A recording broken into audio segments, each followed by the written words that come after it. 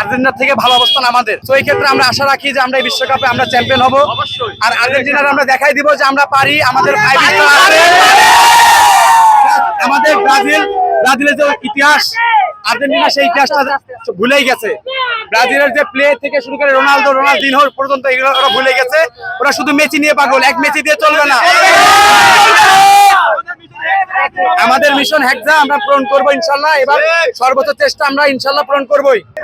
আমরা 100% আশাবাদী যে আমাদের যে টিম, আমাদের সবকিছু ঠিকঠাক থাকলে ইনশাল্লাহ এই বিশ্বকাপে 26 বিশ্বকাপে আমরা অবশ্যই নেইমারকে সাথে নিয়ে অবশ্যই বিশ্বকাপ জিতবই।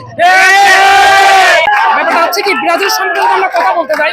আমার একটি প্রশ্ন, আজ থেকে বিশ্বকাপ যতদিন ধরে শুরু হয়েছে, ব্রাজিল একমাত্র দল যারা প্রত্যেকটি বিশ্বকাপে অংশগ্রহণ করেছে, এবং ব্রাজিল একমাত্র দল যারা এই ফুটবলটাকে ধারণ করে বা এবং সারা ওয়ার্ল্ডের কাছে একটি জনপ্রিয়তা অর্জন করেছে। এবং সবচেয়ে আমার যেটা সকলের উদ্দেশ্যে আমাদের মানে আহ্বান, যেটা উদ্দেশ্য সেটা হচ্ছে যে ভালো সময় খারাপ সময় সব কিছুতে থাকে, এমন ফুটবলেও আছে।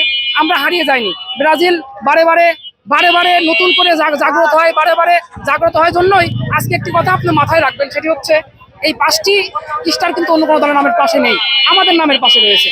এবং আরো একটি কথা আপনাকে আমি জানিয়ে দিতে চাই, সেটা হচ্ছে যে আমরা যে হেক্সা মিশনে আছি, এই হেক্সা মিশন পূরণ করার জন্য আমাদের যে প্রচেষ্টা চলতেছে, এই প্রচেষ্টাতে হয়তো আমরা এবার পারবো না, পরের বার চেষ্টা করব, তারপরের বার চেষ্টা করবো, কিন্তু এটা পূরণ হয়েই ছাড়বে। কারণ কি, আমাদের এই 5 স্টারের পাশে কিন্তু এখনো কেউ আসতে পারেনি, আমরাই সেরা সবশেষে।